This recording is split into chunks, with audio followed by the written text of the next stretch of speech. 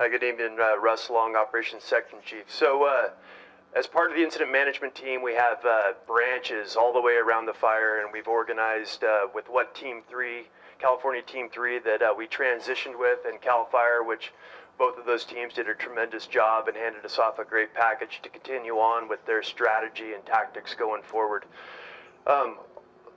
I'll talk about the strategy we're using and the situation on both sides. Primarily, I know that you're interested on the coastal sides. We'll talk about where that is, and it's the priority one right now with the wind that we have and where we have most of our assets working.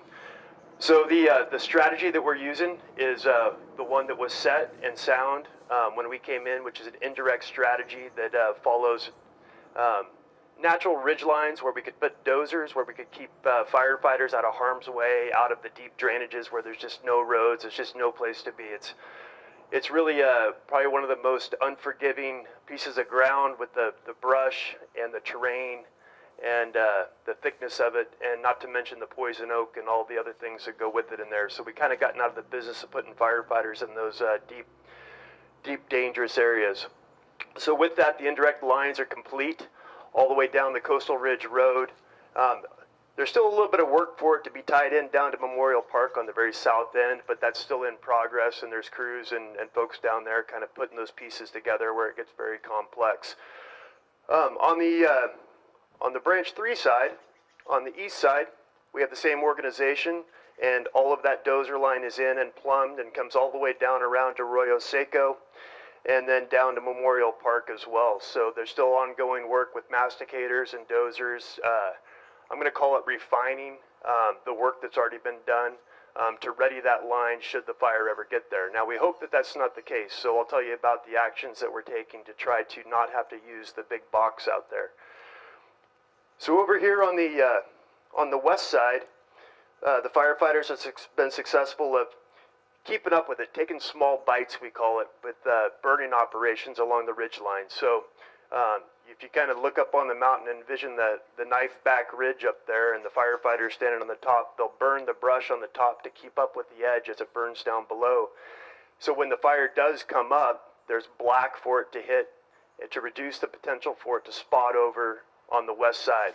Now, we are facing an adverse wind condition, and we'll get an update from Ryan on the wind and the weather here coming up, I know, and that's one of our concerns right now over the next 36 hours with what's going on. So in order to prevent that from happening, to do the best that we can with all of our assets, we have hotshot crews and engines and all kinds of resources up on top, and we're not burning right now because they don't need to, but what we're doing is they're putting retardant interior with air attack, so we have a fixed wing aircraft flying over the top directing the helicopters.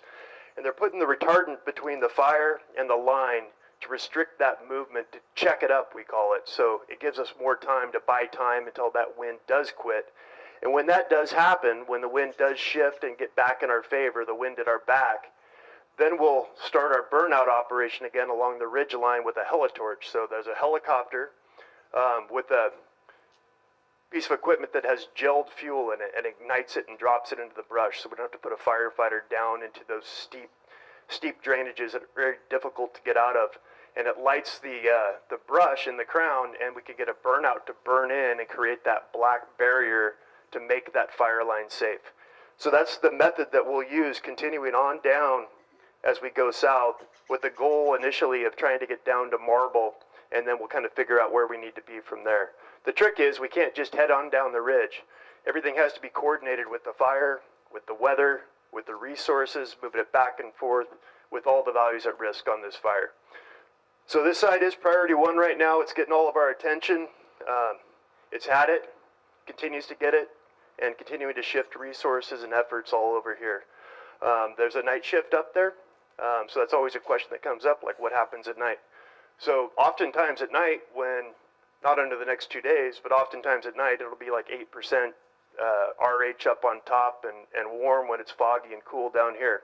And there's fire conditions up on top. So they'll be up there working at night as well. Up on the ridge lines, not down off of the edges, continuing to make progress and keep that fire on that side of the line. We'll always get the question, well, what about the places inside the box? What about the structures inside? Well, that's a giant concern of ours as well. So with that, what we've done is we have structure protection groups that go inside, outside and inside, and prepare the structures. And I'm sure many of you guys have seen the things, and there's been some valiant efforts and great successes back behind us. Go in and prepare the structures for a fire to come through it, hoping that that's not the situation, so that we can hopefully be in a situation where we can burn around it and defend the structure.